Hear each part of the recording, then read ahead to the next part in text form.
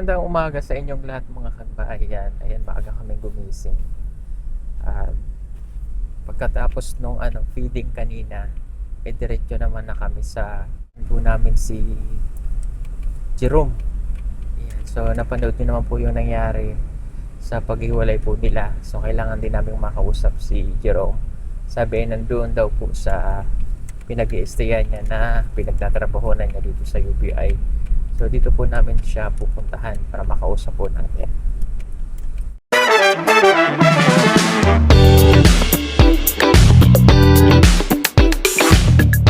Ako talaga yung daan dito. Ay. Buti kanina walang nagbagsakang bato dito. Ang lumindol, no? Ayun talaga dahil no? Grabe. Pero hindi pa yun naka-duty siguro yung ano nun. Pagka pinakot. Pabindol ba? Squatter daw yun.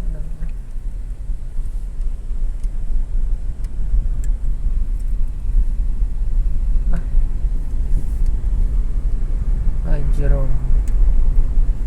Saan kaya siya?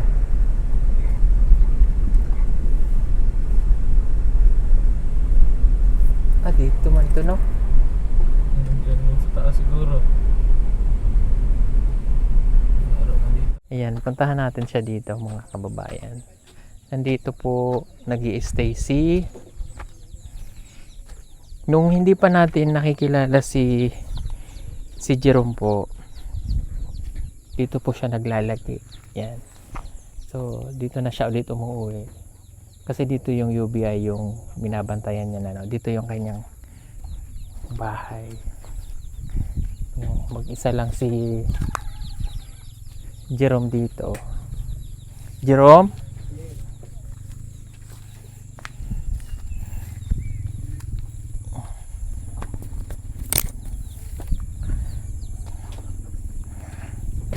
Oh.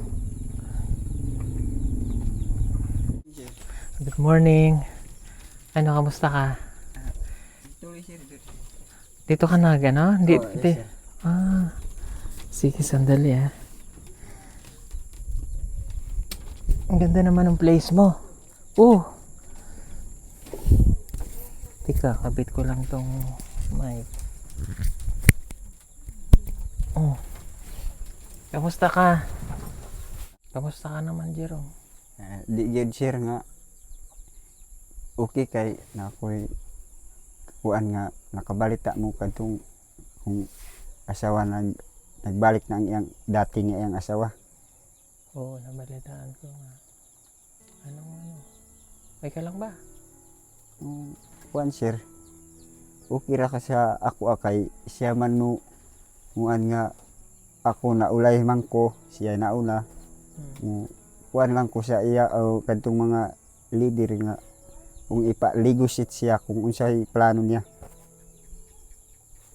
Okay.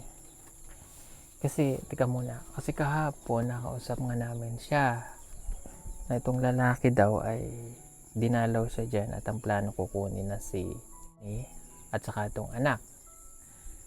Pero paano ba ano yung approach? Nandun ka sa balay niya, balay niyo doon sa inyong biyanan, dumating ang lalaki.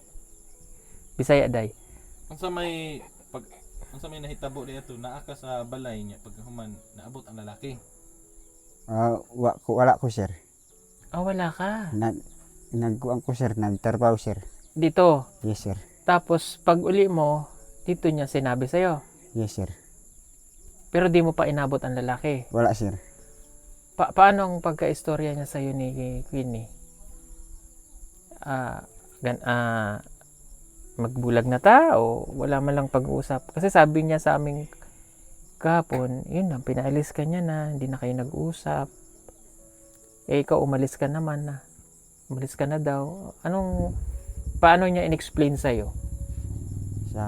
Sa kabayan sa ako akong ipaningkamutan si Wendy nga makaistorya ko sa iya kay para mas kuan ko sa iya nga kaugalingon unsay plano niya kung ang iyang asawa nga dati ang padayon kung ako So may hope pa rin siya na kung sino ang pipiliin. Hmm. Eh, sabi niya sa amin sasama na nga daw siya dun sa lalaki. Pero yung tanong ko ulit, paano kanya pinaalis? Ano? Unsa kaniya pag istorya ba kato di ba niabot ka didto niya gistoryahan man kaniya nga nibalik tong lalaki giunsa man niya pag ingon sa imuha nga nya kanang kipalakaw kaniya nga kanang mo'y hinungdan ba nganong nilakaw ka unsa man yang giingon di sa imuha?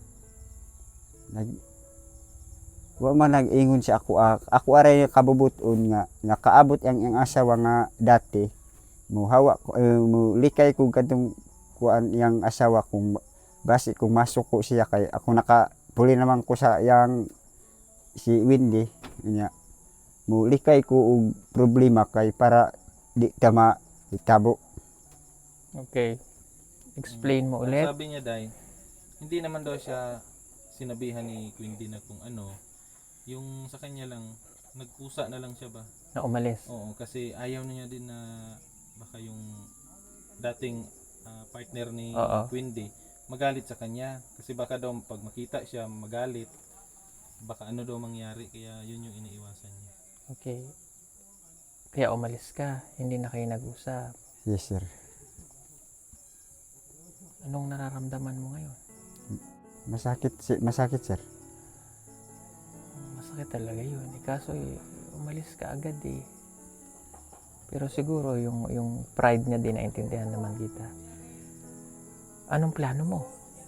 Ipaglalaban mo pa ba yan? Sabi mo sa amin kanina, gusto mo siyang makausap para matanong mo siya kung sinong pipiliin, ikaw o yung lalaki. Akong ipaningkamutan si Wendy nga kadtong bata niya nga kadtong isa ka bulan pa kay ako ra may naka-suporta sa iya og gatas og kuan pagkaon niya kung unsay plano niya kung kadtong iyang asawa nga dati kung ako Pamimiliin niya nga daw. Siya naman daw ang naningkamot, nagsika para mapakain sila, mapanggatas ang anak niya. Kaya tatanungin niya daw kung sino ang pipiliin. Siya ba o yung lalaki? Ang problema, ayaw ang kausapin ni Quindy. matong problema sir kay mautong malungkot ko sir kay Oo, at di alam, ko maka kuan si di ko maka istorya si Wendy kung kuan ko kadtong iyang lalaki. ilang araw ka nang wala doon? Dalawa sir. 2 na. Yes sir. Okay. Namiss mo siya?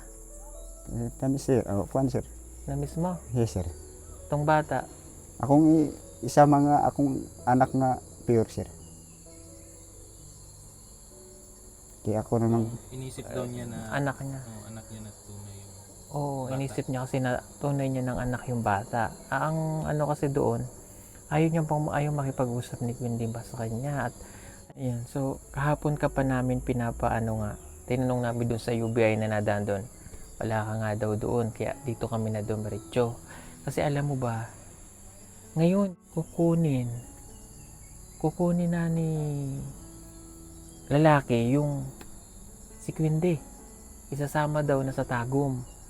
Kaya pagkagaling namin dito sa'yo, pupuntahan namin doon. Kakausapin ko kung pwede pa kayo mag-usap, baka mapapayag natin para maayos. Kasi hindi tama, alam mo, may mali din. Si Quindy, may mali din siya.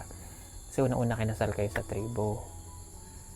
Pero yung feelings kasi niya, yung nararamdaman niya, mahal niya pa yung lalaki. Nung bumalik daw, naramdaman niya ulit na mahal niya na. Jero, mahal mo na ba si Quindy? yes sir. Kay kung paningkamutan kadtong kuan pa siya na mga isa ka bulan pa iyang anak nga kuan ko siya maka istorya nga kuan nga akong ipaningkamutan si Wendy nga para maka kuan mirid to siya kuan si Wendy nga kasal mi sa tribo para nag-ingon man si Wendy nga iyang asawa nga dati dili gid mo subidad diri sa bukid kay dito sa Tagum mahadlok siya diri sa bukid na mautong akong kuan nga di na gid mo anhi diri ang iyang Lalaki. lalaki. Pero napunta. Kasi napanood ng lalaki yung sitwasyon ni Queen D. Kaya napunta rito. Paano kung halimbawa Jerome, hindi na kinuha na talaga ni lalaki si Queen D, dinala na ng tagom. Anong gagawin mo? Kung makuan sir kay sir ang kung ikuan na sa imuha nga ikaw gid mo kuan ato nga makapaningkamot nga makaistorya ka si Windy kay ako mo likay kog problema kay pasi kung kadtong iyang asawa nga dati kung kuan ta ato base kung mo kuan ato mo sukol gid kung kuan dito. Ano sabi niya? Sabi niya day, gusto niyang ikaw ang Kumausap. kay Queen D, na kung pwede mag-usap silang dalawa. Kasi baka daw pag siya, tapos andun ang lalaki, baka anong mangyari daw ba? Na baka masama yung mga mangyari. So may takot ka rin, di ba? Yes, sir. Mabait pa rin siya eh. Iniisip niya pa rin yung mga bagay na gano'n na kapag siya ang kumausap na siguro pag wala din ako doon, mag-usap sila. Kung anong mangyari doon sa lalaki, hindi pa naman niya nakikita.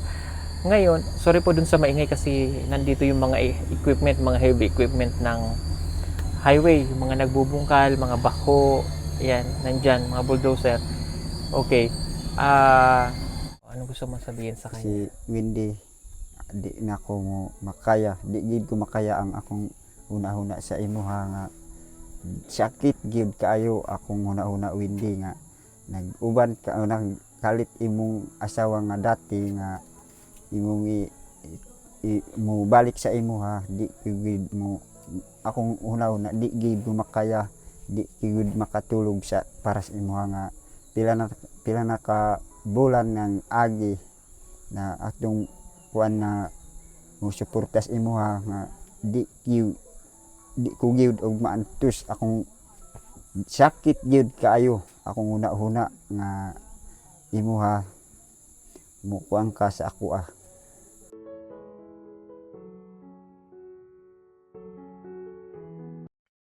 Mainit ang panahon ng mahal ng kuryente. Gumamit ka na ng Solar Stand Fan mula sa PBT Solar, matibay at maasahan.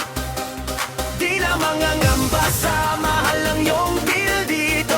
Tiyak mapawaw ka kaya pili na.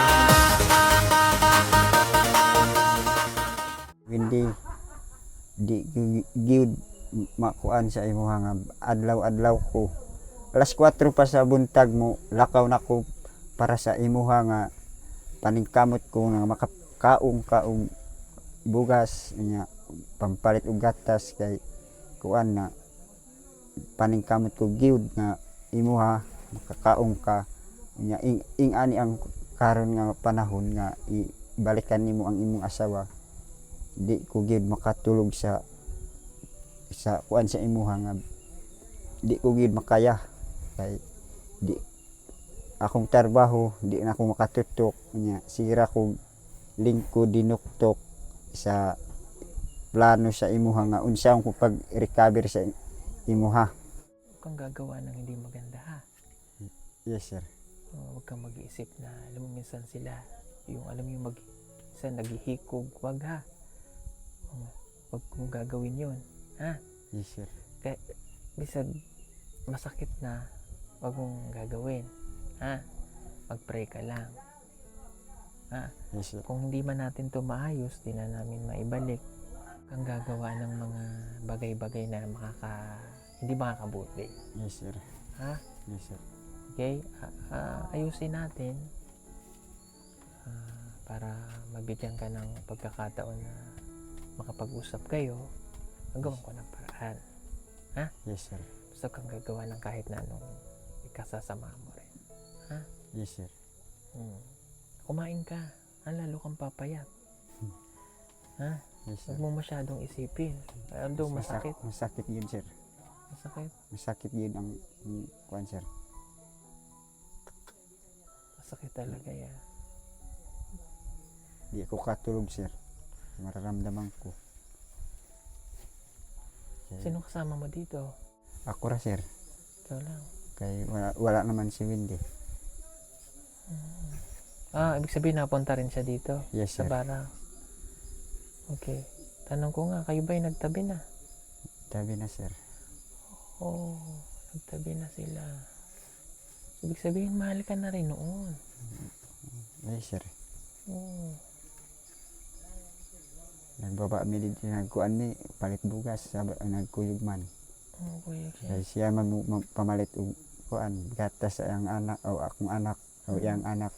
Na kung kuan ang iyang pila akong kuan nga kwarta akong ihatag tanan nga palit og bugas unsay paliton nimo nga kuan gamit dito sa balay mao tong imong paliton. Okay. Basta matuto ka pa rin respeto sa magulang niya. Yes sir. Huwag kang gagawa ng mga bagay na makakasakit. Okay? Yes sir. At kung halimbawa makausap namin siya, magharap kayo ng lalaki, makausap mo. Ano ka? Huwag mong paanoin yung sarili mo na magalit. Respeto pa din, ha? Yes sir. Respeto. Okay? Tsaka, huwag mong kalilimutan yung sabi ko lagi sa iyo na ano, ha? Yes sir. Magpakumbaba ka. Okay? Kumain ka na ba? Pas ka na? Wala pa sir. Wala akong gumana kay sakit gid akong naramdaman sir. Kumain ka. Hindi pwedeng hindi. Ha? Hindi gid makaya sir. Sakit gid akong una-huna. Unsay plano nga makakuang ko siya pumaagi. Atong sira kong kuan di ko gid makatu sige kog higda diri nga akong iplano nga ka istorya ko siya unsay desisyon niya kay ako kuan ko gid nga masakit gid akong kuan sir. Ay nako, makalungkot kasi ang bilis ng mga pangyayari. Excited pa naman kaming bumalik dito para makita kayo, para mabalita ko yung good news. Then biglang ganito.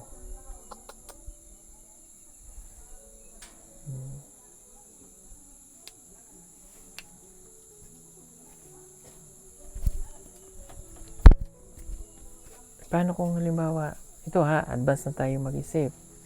Halimbawa, ayaw na talaga ni Wendy. Iwanan ka na niya. Dahil susunduin na nga siya mamaya. Naku, mamaya alauna paparong kami. Dumating na yung yung lalaki. After nung namin. Feeding doon din sa kabila. Ano, ang plano mo? Patuloy lang ang buhay ha. Yes sir. Andun sir. Ha? Kung kabalak ka kung dadun na dito sa tagom ang asawa nga dati atong akong kabalak ka kay mo kuwang ko gyud nga tuwa na dito nga mo kuwang lang ko diri mo puyo diri nga kuan kay para bala na ko kuan sa akong kaugalingon nga kung di ko ka istorya sa Wendy ako na yung huna-huna nga ako sipyat ko ato kay ang ingon ni Wendy nagbiyaan ang iyang asawa tapos nag-abot gyud ang iyang asawa na kuha mangyapon sir matong akong Baka palagi ko nagka-chat sila.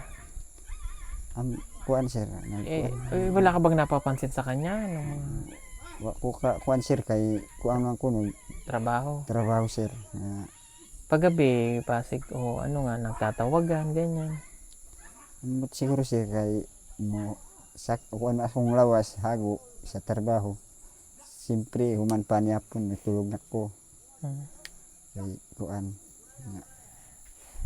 say kuan niya siya nga kuan matong libog ko. Yung mga kababayan natin nanonood, nalulungkot din sila nangyari sa inyo. And kami, try my best na maging maayos yung relasyon nila, maging maayos ang pagsasama. Kaya nga ikapapakasal pa natin yun sila eh. And alam nyo ba na mayroon pang magdodonate sa inyo ng inyong engagement ring? Yes, sir. Oo. Diyan natin karon nga balik naman ang asawa. Ako puyo na lang ko dire nga para di ko gid mo kuan atong yang akong ipaningkamutan iyang papa ngo akong ligusiton kung unsay plano niya kay kinasal mas lumad akong ipaningkamutan nga kaistorya ko sa iyang papa kay kung dito na stagom Wala na, hindi mo na makausap no. kuan kung unsay istoryan Wendy sa iyang papa nga di na ako mo kuan dito mo istoryahan ko sa iyang papa nga kumusta iyang asawa nga kuan dala na si Wendy dito sa Tagum. Ako mo uli na lang ko sa akong papa ug mama dito sa Luno.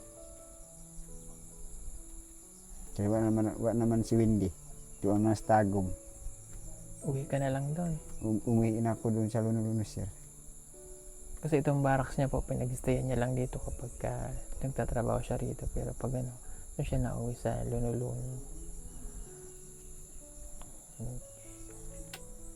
Nalulungkot yung mga manonood sa atin, yung mga viewers natin. Kasi naging masaya sila eh. Kami talaga nalulungkot din sa nangyari po ito. Pero again, wala po tayong magagawa. Pero yun nga, kausapin namin si Quindy ngayon po. After nito, para umabot pa kami, baka hindi namin maabutan na makaalis, kaya maaga kami pumunta po rito. Yun. So kung papayag, mag-uusap kayo, ha? Yes, sir. May radyo na maabot man dito yung signal ng radyo, raradyohan ka namin, ha? Yes, sir. Para kung makapunta ka doon ay di makapag-usap, ha?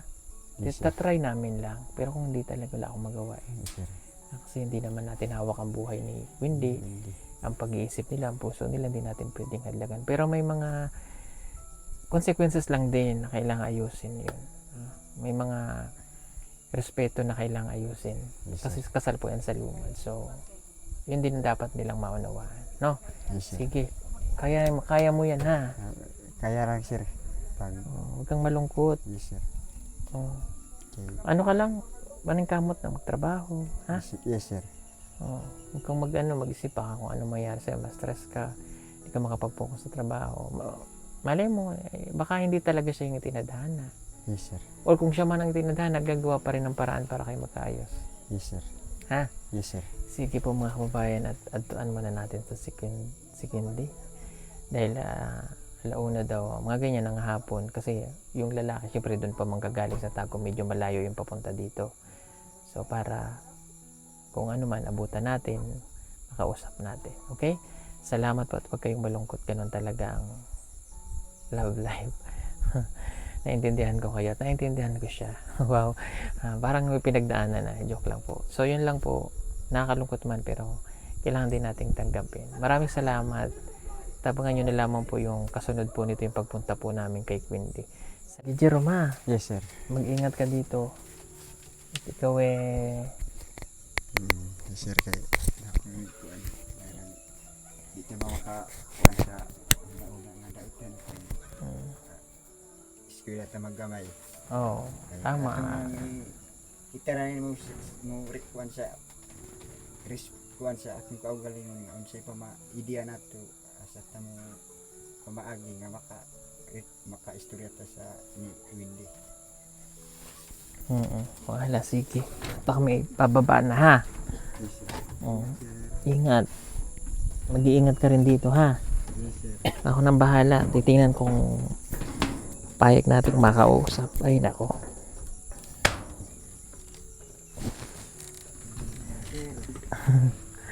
Oo. Ayan. Alam nyo nung nabuo yung relasyon nila, nandun tayo. Nung sinagip natin, nandun tayo. Ngayon ulit, nandito na naman tayo. Ay, aayusin ulit natin. Hopefully, maayos natin. Ano po?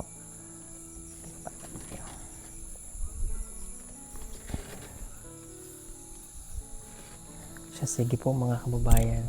Salamat sa inyong panonood. Sa mga sumusubaybay dyan, antayin po natin yung ano nito. Huwag po kayong bibiti kung ano man yung mga mangyayari na. Salamat.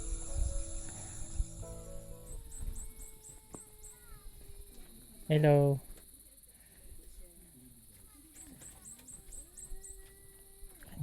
Andyan na yung ano? Susunod. Nandyan na.